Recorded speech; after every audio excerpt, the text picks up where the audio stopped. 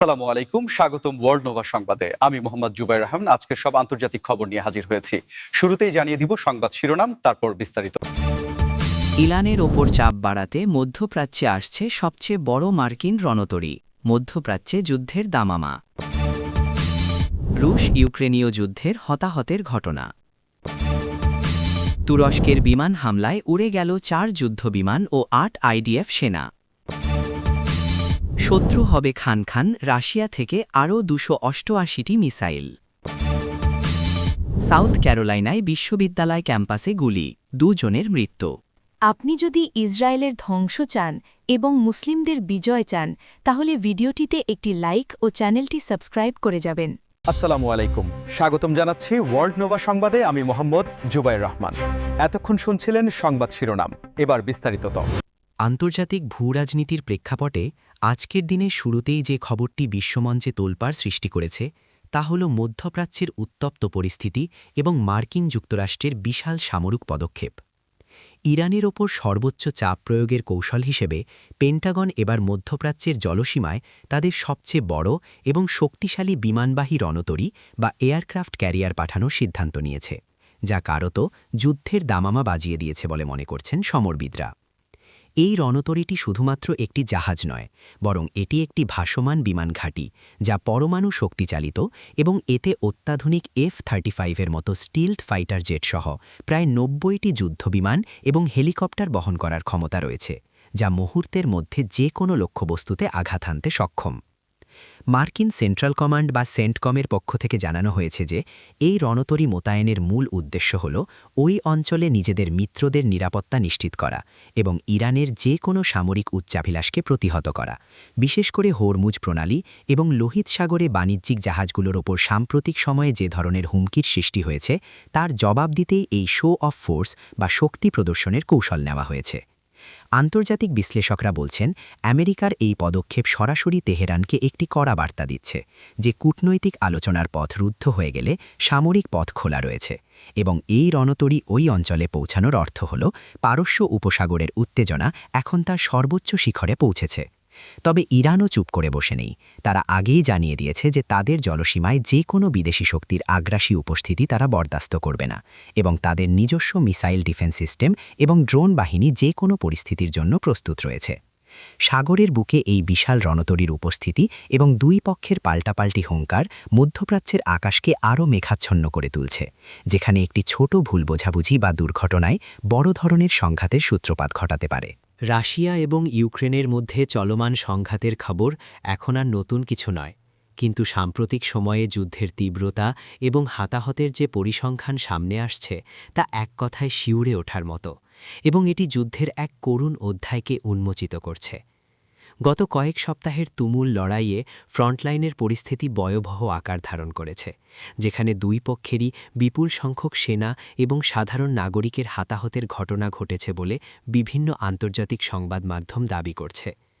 বিশেষ করে পূর্ব ইউক্রেনের ডনবাস এবং জাপোরিজিয়া অঞ্চলে আর্টিলারি ফায়ার এবং ড্রোন হামলার তীব্রতা এতটাই বেড়েছে যে সেখানে প্রতি মুহূর্তেই নতুন নতুন মৃত্যুর খবর পাওয়া যাচ্ছে।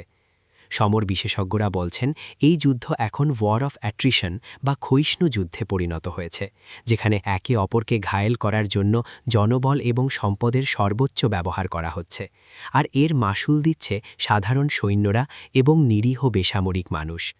রাশিয়ার পক্ষ থেকে দাবি করা হচ্ছে যে তারা ইউক্রেনীয় বাহিনীর বেশ কিছু গুরুত্বপূর্ণ অবস্থান ধ্বংস করেছে এবং তাদের অ্যাডভান্সমেন্ট অব্যাহত রয়েছে। অন্যদিকে কিয়েভ প্রশাসন বলছে যে তারা বীরত্বের সাথে তাদের মাটি রক্ষা করছে এবং রুশ বাহিনীর ব্যাপক ক্ষতি সাধন করেছে। কিন্তু এই দাবির আড়ালে লুকিয়ে আছে হাজারো পরিবারের কান্না, যারা তাদের প্রিয়জনকে হারিয়েছে অথবা যারা হাসপাতালের বেডে যন্ত্রণায় কাতরাচ্ছে। জাতিসংঘের মানবাধিকার বিষয়ক সংস্থাগুলো বারবার সতর্ক করছে যে যুদ্ধের এই দীর্ঘসূত্রিতা এবং ভারী অস্ত্রের ব্যবহার বেসামরিক মানুষের জীবনকে চরম ঝুঁকির মুখে ফেলেছে এবং হতাহতের প্রকৃত সংখ্যা হয়তো সরকারি হিসেব থেকে আরও অনেক বেশি হতে পারে। যুদ্ধের ময়দান থেকে আসা ছবি এবং ভিডিও ফুটেজগুলোতে দেখা যাচ্ছে ধ্বংসস্তূপের নিচে চাপা পড়া জনপদ, যা একসময়। এবার নজর দেওয়া যাক মধ্যপ্রাচ্যের আরেকটি অত্যন্ত গুরুত্বপূর্ণ এবং চাঞ্চল্যকর খবরের দিকে, যা হুট করেই আঞ্চলিক সমীকরণে বড় ধরনের পরিবর্তন নিয়ে এসেছে। তুরস্কের বিমান হামলায় 4টি যুদ্ধবিমান এবং 8 জন আইডিএফ সেনার হতাহতের খবর আন্তর্জাতিক মিডিয়ায় তোলপাড় সৃষ্টি করেছে। এই ঘটনাটি এমন এক সময়ে ঘটল যখন পুরো অঞ্চল এমনিতেই বারুদের স্তূপের উপর দাঁড়িয়ে আছে এবং তুরস্কের মতো একটি শক্তিশালী ন্যাটো সদস্য দেশের সাথে ইসরায়েলি বাহিনীর এমন সরাসরি বা পরোক্ষ সংঘাতের খবর পরিস্থিতির গাম্ভীর্য বহুগুণ বাড়িয়ে দিয়েছে।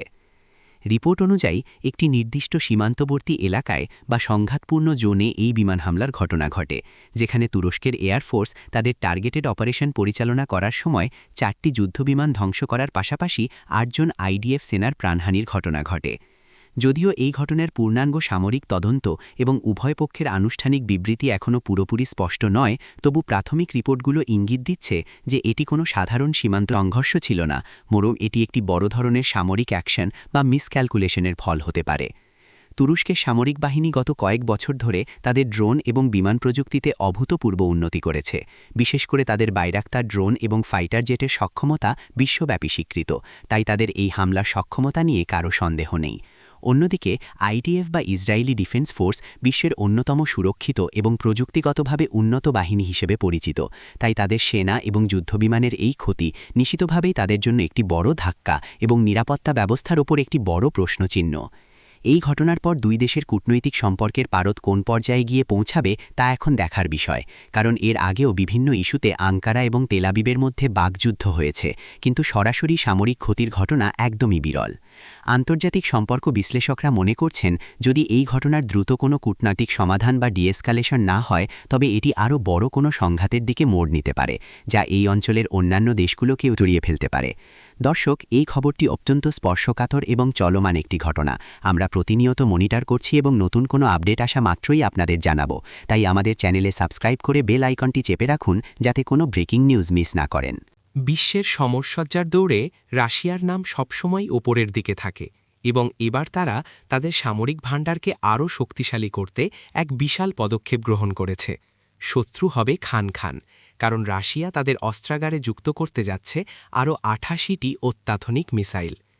এই মিসাইলগুলো সাধারণ কোনো অস্ত্র নয়, বরং এগুলো হাইপারসনিক এবং প্রিসিশন গাইডেড প্রযুক্তিতে তৈরি, যা নিমিষেই শত্রুর ডিফেন্স সিস্টেমকে ফাঁকি দিয়ে নির্দিষ্ট লক্ষ্যে আঘাত হানতে সক্ষম। ক্রেমলিনের পক্ষ থেকে জানানো হয়েছে যে জাতীয় নিরাপত্তা জোরদার এবং বহিরাগত হুমকি মোকাবিলার অংশ হিসেবেই এই বিপুল সংখ্যক মিসাইল উৎপাদন এবং মোতায়েনের সিদ্ধান্ত নেওয়া হয়েছে। এই 88টি মিসাইল বিভিন্ন রেঞ্জের, যার মধ্যে রয়েছে স্বল্প পাল্লা, মধ্যম পাল্লা এবং আন্তঃমহাদেশীয় ব্যালিস্টিক মিসাইল বা আইসিবিএম, যা রাশিয়ার স্ট্র্যাটেজিক রকেট ফোর্সের ক্ষমতা কয়েক গুণ বাড়িয়ে দেবে। সামরিক বিশ্লেষকরা বলছেন, বর্তমান বৈশ্বিক পরিস্থিতিতে যখন ন্যাটোর সাথে রাশিয়ার উত্তেজনা তুঙ্গে, তখন এই নতুন মিসাইলগুলোর সংযোজন পশ্চিমা বিশ্বের জন্য একটি বড় মাথাব্যথার কারণ হয়ে দাঁড়াবে। বিশেষ করে এই মিসাইলগুলোর গতি এবং বিধ্বংসী ক্ষমতা এতটাই বেশি যে বর্তমানে প্রচলিত অনেক এয়ার ডিফেন্স সিস্টেম এগুলোকে ট্র্যাক বা ধ্বংস করতে ব্যর্থ হতে পারে। রাশিয়ার এই সমরাস্ত্র বৃদ্ধির খবর এমন এক সময়ে এলো যখন ইউক্রেন যুদ্ধ এবং অন্যান্য আঞ্চলিক বিরোধ নিয়ে উত্তেজনা চলছে, ফলে এটি প্রতিপক্ষ দেশগুলোর উপর এক ধরনের মনস্তাত্ত্বিক চাপ সৃষ্টি করবে। রাশিয়ার প্রতিরক্ষা মন্ত্রণালয় জানিয়েছে, তাদের এই নতুন মিসাইলগুলো খুব শীঘ্রই অপারেশনাল স্ট্যাটাসে যাবে এবং দেশের বিভিন্ন গুরুত্বপূর্ণ সামরিক ঘাঁটিতে এগুলো মোতায়েন করা হবে। এর ফলে রাশিয়ার আকাশসীমা এবং সীমান্ত আরও সুরক্ষিত হবে বলে দাবি করা হচ্ছে। তবে অস্ত্র প্রতিযোগিতার এই নতুন ধাপ বিশ্বকে কতটা নিরাপদ বা অনিরাপদ করছে তা নিয়ে বিতর্ক থেকেই যাচ্ছে। আপনারা কি মনে করেন, অস্ত্রের এই ঝনঝনানি কি বিশ্বকে তৃতীয় বিশ্বযুদ্ধের দিকে ঠেলে দিচ্ছে, নাকি এটি শক্তির ভারসাম্য বজায় রাখতে জরুরি? আপনাদের সুচিন্তিত মতামত আমাদের সাথে শেয়ার করুন। সবশেষে আমরা নজর দেব সুদূর আমেরিকার সাউথ ক্যারোলাইনায়, যেখানে একটি বিশ্ববিদ্যালয় ক্যাম্পাসে ঘটে গেছে এক মর্মান্তিক গুলিবর্ষণের ঘটনা, যাতে 2 জন নিরীহ মানুষের মৃত্যু হয়েছে এবং পুরো ক্যাম্পাস জুড়ে ছড়িয়ে পড়েছে আতঙ্ক। শিক্ষার মতো পবিত্র একটি জায়গায় যখন গুলির শব্দ শোনা যায়, তখন তা শুধুমাত্র ওই প্রতিষ্ঠানের জন্যই নয়, বরং পুরো সমাজের জন্য একটি গভীর ক্ষতের সৃষ্টি করে। ঘটনাটি ঘটে স্থানীয় সময় বিকেলে, যখন শিক্ষার্থীরা তাদের ক্লাস এবং দৈনন্দিন কাজে ব্যস্ত ছিল। ঠিক তখনই হঠাৎ গুলির শব্দে ক্যাম্পাসের পরিবেশ ভারী হয়ে ওঠে।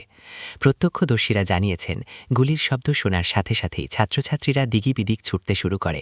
অনেকে শ্রেণীকক্ষ এবং লাইব্রেরিতে আশ্রয় নেয় এবং মুহূর্তের মধ্যে পুরো এলাকায় এক ভীতিকর পরিস্থিতির সৃষ্টি হয়। পুলিশ এবং সোয়াট টিম দ্রুত ঘটনাস্থলে পৌঁছে পুরো এলাকা ঘিরে ফেলে এবং শিক্ষার্থীদের নিরাপদে সরিয়ে নেওয়ার কাজ শুরু করে। কিন্তু দুর্ভাগ্যবশত ততক্ষণে 2 জন মানুষের প্রাণহানি ঘটে গেছে, যা তাদের পরিবার এবং সহপাঠীদের জন্য এক অপূরণীয় ক্ষতি। পুলিশ জানিয়েছে তারা সন্দেহভাজনকে চিহ্নিত করার চেষ্টা করছে এবং এই হামলার পেছনের মোটিভ বা উদ্দেশ্য কী ছিল তা খতিয়ে দেখা হচ্ছে। আমেরিকার শিক্ষা প্রতিষ্ঠানগুলোতে গান ভায়োলেন্স বা বন্দুক হামলা সাম্প্রতিক সময়ে একটি বড় উদ্বেগের বিষয় হয়ে দাঁড়িয়েছে এবং সাউথ ক্যারোলাইনার এই ঘটনা সেই বিতর্ককে আবারও সামনে নিয়ে এসেছে।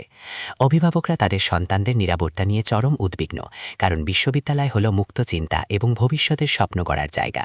সেখানে এমন সহিংসতা কারও কাম্য নয়। বিশ্ববিদ্যালয় কর্তৃপক্ষ আপাতত ক্লাস স্থগিত ঘোষণা করেছে এবং শিক্ষার্থীদের মানসিক সহায়তার জন্য কাউন্সেলিং সেশনের ব্যবস্থা করেছে। আমরা নিহতদের পরিবারের প্রতি গভীর সমবেদনা জানাচ্ছি এবং আশা করছি তদন্তের মাধ্যমে প্রকৃত দোষীকে দ্রুত আইনের আওতায় আনা হবে। দর্শক, আজকের ভিডিওটি এখানেই শেষ করছি। আমরা চেষ্টা করেছি বিশ্বের বিভিন্ন প্রান্তের গুরুত্বপূর্ণ খবরগুলো সহজভাবে আপনাদের সামনে তুলে ধরতে। ভিডিওটি ভালো লাগলে লাইক ও শেয়ার করবেন এবং পরবর্তী আপডেটের জন্য আমাদের সাথেই থাকুন।